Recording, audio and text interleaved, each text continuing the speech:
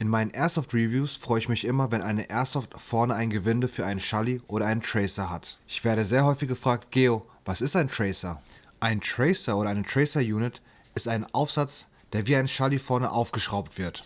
Im Tracer ist eine Lichtschranke und ein Blitz. Sobald etwas, wie zum Beispiel eine Bibi, die Lichtschranke passiert, blitzt der Tracer ganz kurz sehr hell auf und beleuchtet die Bibi. Benutzt man beim Spielen sogenannte Tracer-Bibis, dann sieht man diese nach dem Verlassen des Tracers hell leuchten. Zu sehen, wo die Bibis hinfliegen, hilft enorm beim Schießen und beim Korrigieren der Flugbahn für Folgeschüsse.